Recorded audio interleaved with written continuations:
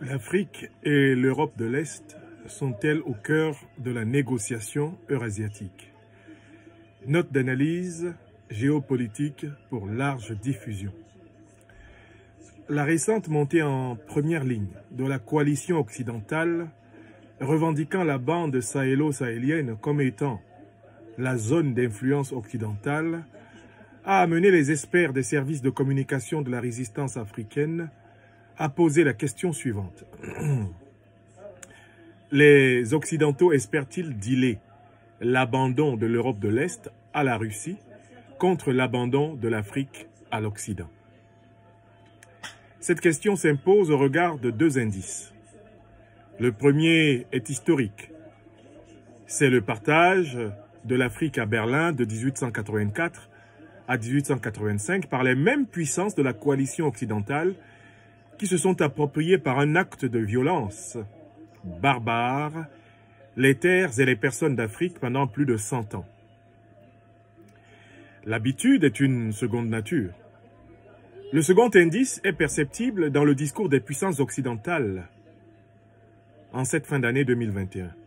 En effet, après des mois et des années de montée en pression, ces puissances semblent, les États-Unis en tête, accepter enfin de donner des garanties de sécurité à la Russie, qui s'oppose à l'élargissement, n'est-ce pas, de l'OTAN vers l'Est, et notamment s'oppose à l'intégration de l'Ukraine dans l'OTAN, ligne rouge qu'elle a tracée à propos des anciennes républiques de l'Union des républiques socialistes soviétiques, dont elle est encore, en quelque sorte, la puissance tutélaire.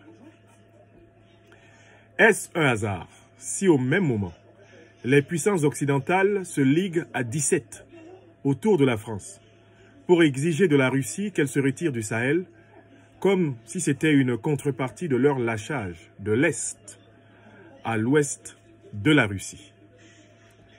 Il semble cependant que cette traditionnelle contrepartie géopolitique exigée par l'Occident aux autres grandes puissances ne tiendra plus. L'Afrique ne servira plus de monnaie d'échange dans les deals eurasiatiques pour au moins 3 raisons. Premièrement, la croissance démographique africaine et les aspirations des jeunes populations du continent sont des forces irrépressibles contre les arrangements néocolonialistes.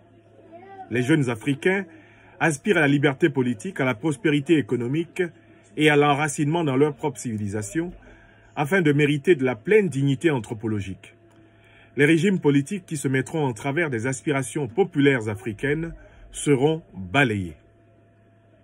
Deuxièmement, la Russie et la Chine, qui ont bien compris la doctrine hégémoniste occidentale, savent que laisser les faramineuses richesses de l'Afrique sous le seul appétit de l'Occident, c'est perdre d'avance le grand duel eurasiatique, comme l'a magistralement démontré Zbigniew Brzezinski dans son ouvrage majeur « The Grand Chessboard », le grand échiquier. Enfin, les puissances non occidentales, au rang desquelles les futurs États-Unis d'Afrique noire, ne veulent plus d'un monde dominé par une seule puissance.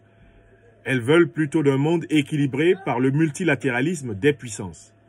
La Russie, la Chine, l'Inde, la Turquie, le Brésil, l'Afrique du Sud ou le Nigeria veulent voir l'Afrique au Conseil permanent de sécurité de l'ONU, car leur propre indépendance géopolitique dépend largement de ce multilatéralisme inclusif et consensuel, véritable fondement d'une diplomatie mondiale équitable au XXIe siècle. En conclusion, il sera difficile, voire impossible, en ce XXIe siècle, devant l'éveil africain et le multilatéralisme des puissances du monde, de faire de l'Afrique, comme on le fit au XIXe siècle, la monnaie d'échange involontaire et instrumentale des grands deals eurasiatiques.